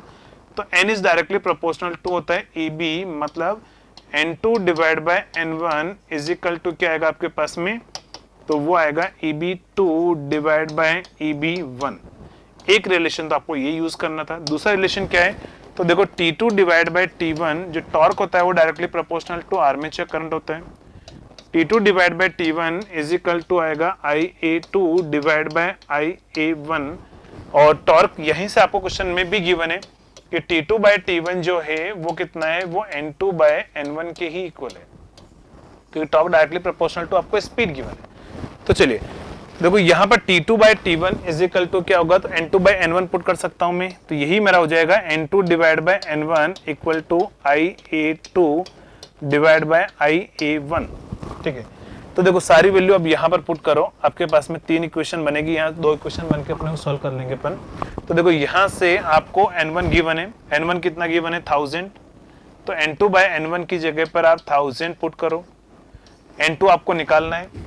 EB क्या होता है, तो EB इक्वल टू होगा V माइनस IA2, तो V कितना है आपके पास में, तो 280 वोल्ट है, माइनस IA2 सेकेंड केस में आर्मेचर करंट, और इनटू क्या होगा RA प्लस R एक्सटर्नल। तो RA कितना है, आर्मेचर रेजिस्टेंस कितना गिवन है क्वेश्चन में 1, और कितना एक्सटर्नल रेजिस्टेंस कनेक्ट किया अपन ने 10। नेक्स्ट डिवाइड बाय क्या होगा आपके पास में, तो T2 कितना है 280 माइनस IA1 कितना है, पहले केस में आपको आर्मेचर करंट कितना गिवन है 30 एम्पियर, तो 30 एम्पियर ये आपको गिवन है क्वेश्चन के अंदर। तो देखो एक रिलेशन तो आपके पास में ये बन रहा है, तो यहां से एक काम करो, 280 में से 30 गए कितना बचेगा आपके पास में 250 को उधर मल्टीप्लाई करो, तो ये आएगा 250 into N2 divide by 1000 equal to आएगा आपके पास में 280 माइनस 10 प्लस 1 कितना होगा 11, तो ये आएगा आपके पास माइनस 11 इंटू IA2। तो इसको अगर आप सॉल्व करोगे तो ये आ जाएगा 4, तो N2 बाई 4 इक्वल टू आपके पास में क्या रिलेशन बन रहा है, यहाँ से N2 divide by 4 equal to 280 minus 11 into IA2। चलिए एक रिलेशन आपके पास में ये बन गया, ठीक है, एक रिलेशन आपके पास में ये है। और यहां से अगर आप लिखोगे N2 बाय N1 से, है ना, तो T2 डिवाइड बाय, क्वेश्चन में क्या बोल रहा है, neglect the armature resistance, motor draws a current of 30 ampere आपको बोल रखा है, और कांस्टेंट एक्साइटेशन है, ठीक है। चलिए समझना, तो देखो यहां से आपके पास में ये रिलेशन आ गया। अब आपके पास में एक मेन क्या है कि अगर आपके पास में IA2 अगर होगा, ठीक है, तो आप इसको सोल्व करके क्या कर सकते हो, आप N2 निकाल सकते हो, जो आपको क्वेश्चन में पूछा हुआ है कि आपके पास में what will be the speed when the additional resistance of 10 ohm is connected in series with armature, ठीक है। तो यहां से आपको IA2 होगा तो आपके पास में N2 की वैल्यू आ जाएगी। तो देखो IA2 निकालने के लिए आप ये वाला रिलेशन यूज करो, तो यहां से कितना आएगा आपके पास में, torque is directly proportional to speed. देखो एक रिलेशन तो मैंने आपको क्या बोला था, समझना, एक तो आपके पास में क्या होगा, टॉर्क जो होगा वो T2 जो होगा वो डायरेक्टली प्रोपोर्शनल टू आपके पास में क्या होगा, स्पीड होगा N2, तो यानी कि T2 divide by T1 is equal to N2 divide by N1। और यही मैंने क्या बोला, torque is directly proportional to armature current भी होता है, तो इसका अंदर T2 बाय T1 की जगह पर आप यही पुट कर सकते हो IA2 डिवाइड बाय IA1।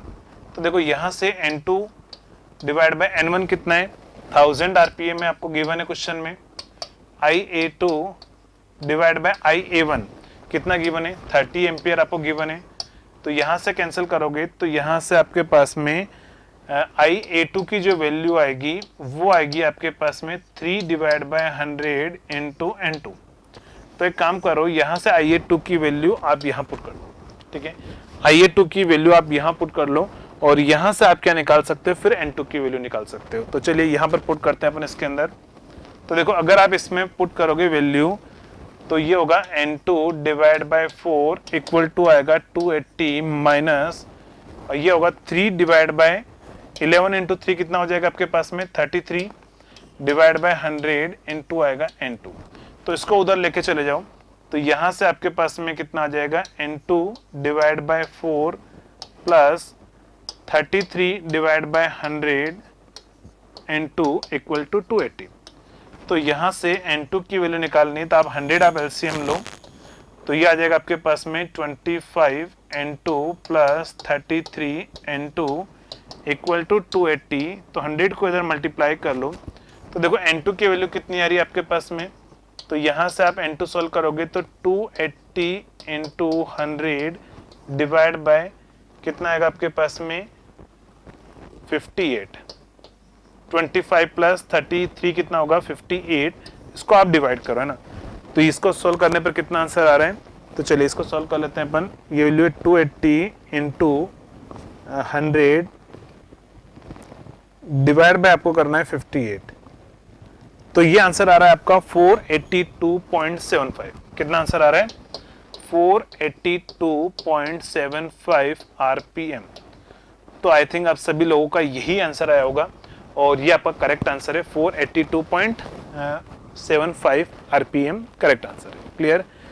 तो ये था क्वेश्चन नंबर आपका सेकंड मशीन का। देखो ये को थोड़ा कैलकुलेशन थोड़ी सी लेंदी है बट टफ नहीं बोल सकता है ना। इस क्वेश्चन में थोड़ी सी कैलकुलेशन लेंदी है बट क्वेश्चन जो है अगर अपन देखें तो बहुत ही इजी टाइप का एग्जाम्पल है।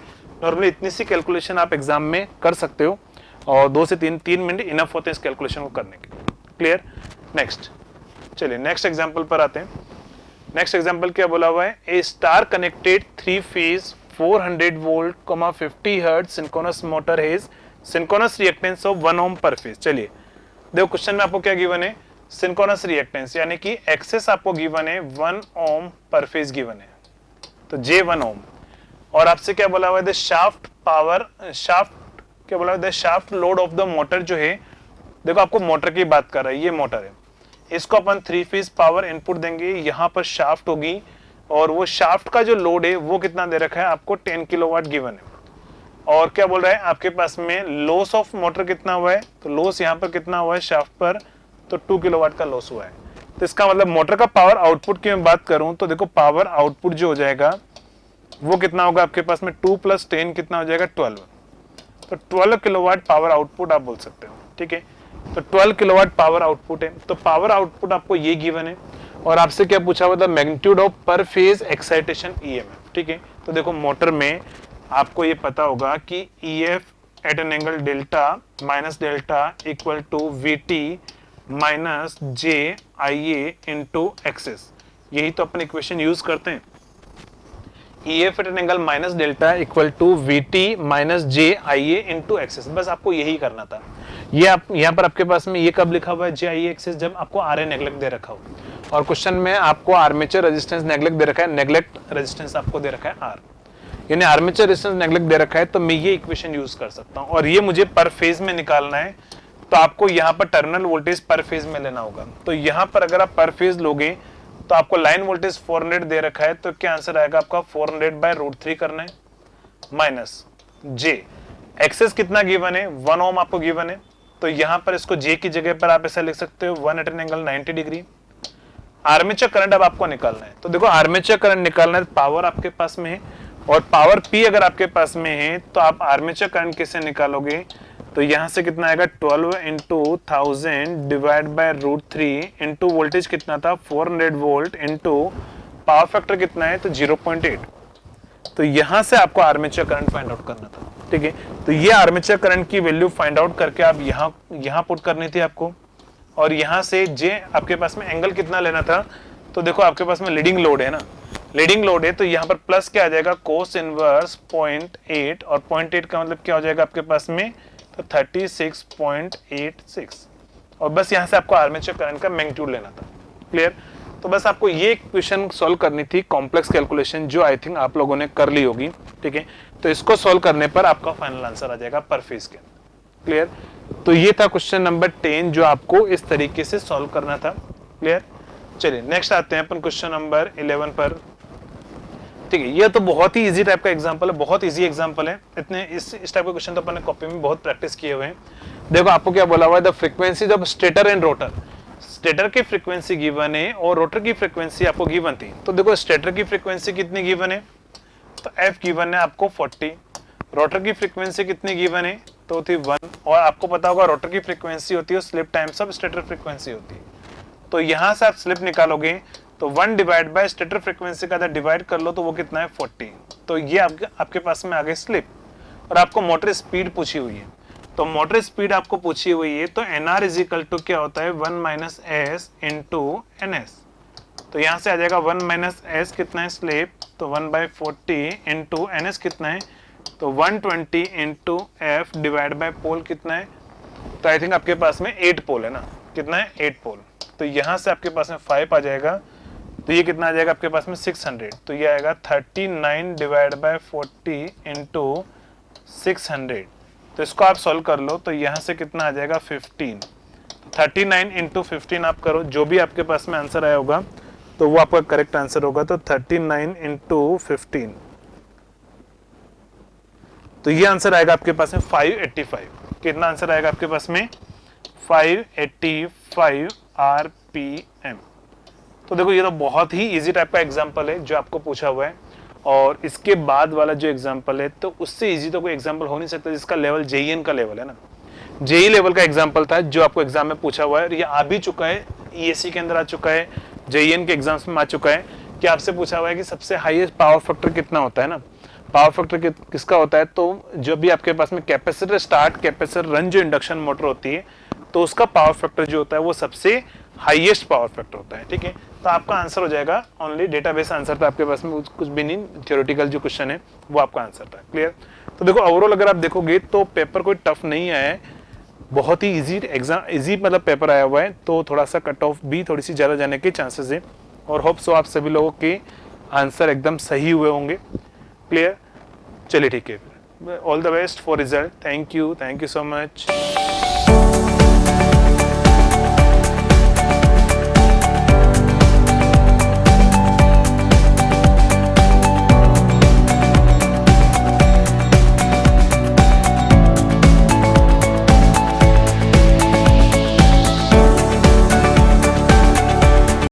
हेलो एवरीवन, जैसा कि आप लोगों को पता है गेट 2022 इलेक्ट्रिकल इंजीनियरिंग के हर एक क्वेश्चन का डिटेल सॉल्यूशन विद EMH हम लोग इस वीडियो में आपके लिए कर रहे हैं। तो अब नेक्स्ट सब्जेक्ट आपके लिए है डिजिटल इलेक्ट्रॉनिक्स, राइट। जैसा कि आपको पता है 2 क्वेश्चंस इसमें से पूछे गए, तो दोनों ही क्वेश्चंस बहुत आसान, बिल्कुल बेसिक कंसेप्चुअल क्वेश्चंस थे, based on the counter circuit, based on the sequential circuits आपसे क्वेश्चंस आपसे पूछे गए थे। तो उसमें फर्स्ट क्वेश्चन आपका था, that is this one, the maximum clock frequency in megahertz of a 4-stage ripple counter, 4-stage ripple counter, right, with each flip flop having propagation delay of 20 nanosecond. हर एक फ्लिप फ्लॉप का delay 20 nanosecond है और 4-stage ripple counter है। 4-stage ripple counter का मतलब है number of flip flops are that is 4, right. Total delay जब हम बात करते हैं असिंक्रोनस काउंटर की, आपके पास सिंक्रोनस असिंक्रोनस, सिंक्रोनस काउंटर होता है तो कितने भी फ्लिप फ्लॉप आपके लगे हों सारे एक साथ सिंक में वर्क करते हैं, दैट्स व्हाई टोटल डिले जो होता है वो सिंगल फ्लिप फ्लॉप के बराबर होता है, राइट। लेकिन जब हम असिंक्रोनस की बात करते हैं तो टोटल डिले जो होता है दैट इज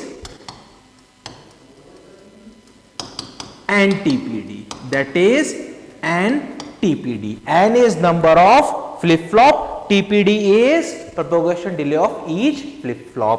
तो यहां पर टोटल डिले कितना हो जाएगा 4 into 20 नैनोसेकेंड, यानी कि 80 नैनोसेकेंड। 80 नैनोसेकेंड आपका क्या हो गया, टोटल डिले हो गया।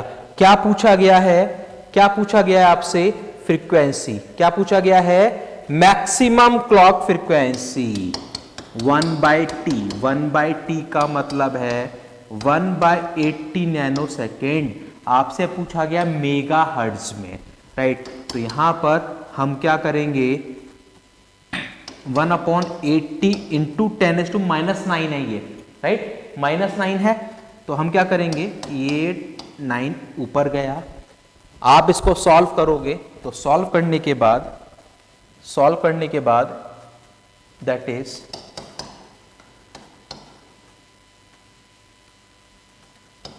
1000/80 इंटू 10⁻⁶ आ जाएगा क्या, आ जाएगा, है ना, that is 1000/80 into 10⁻⁶। 1000/80 that is 12.5, सही है, 12.5 into 10⁻⁶, that means our answer is 12.5 megahertz. Megahertz में ऑलरेडी पूछा है, दैट मीन्स आपको आंसर मार्क करना था 12.5। आसान क्वेश्चन था, सिंपल सी कैलकुलेशन, असिंक्रोनस है, एनटीपीडी, सिंक्रोनस होता तो एक फ्लिप फ्लॉप का जो डिले होगा वही आपका टोटल डिले होने वाला है। आपसे मैक्सिमम क्लॉक फ्रीक्वेंसी पूछी है, that is one by total time of total delay time, right, clear. तो ये सिंपल सा सॉल्यूशन होने वाला था। आई होप मैक्सिमम स्टूडेंट्स ने ये सही किया होगा। बिल्कुल बिल्कुल मक्खन है ये, है ना, बहुत इजी क्वेश्चन है, डेफिनेटली बनता था कि आप लोग करके आए, राइट। एनईटी में था, बात करें ईएमएच की, तो ये क्वेश्चन बिल्कुल परफेक्टली ईएमएच है।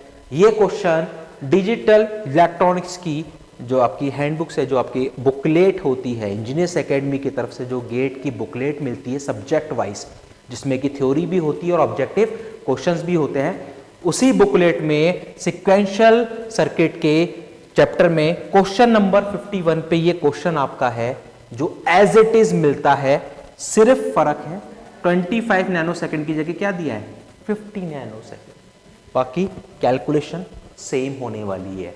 So that question is our EMH. Next question की तरफ बढ़ते हैं। Next question, mod 2 and mod 5 up counter, आपको दो काउंटर दिए, एक तो mod 2 है, एक mod 5 है, ये कैस्केडेड है, तो आपसे पूछा है ओवरऑल मॉड क्या होगा। ओवरऑल मॉड क्या होगा सबको पता है। लेट सपोज आपके पास दो काउंटर या और भी काउंटर्स कैस्केडेड फॉर्म में है, राइट, दो या दो से ज्यादा और भी काउंटर्स आपके पास कैस्केडेड फॉर्म में है। इस तरीके से अगर है, राइट, मॉड एम है और ये मॉड एन पे अप्लाई है, that means overall mod is multiplication of this mod M into N, multiplication of mod M into N, simple सा। तो क्या दिया आपको mod 2 mod 5, that means overall mod is mod 2 into 5, that is mod 10, that is mod 10। तो यहां पर आपको लिखना था mod 10, है ना, सिंपल सा बेसिक कैलकुलेशन बेस्ड क्वेश्चन है। mod 2 mod 5 कैस्केडेड में है, ओवरऑल mod 10।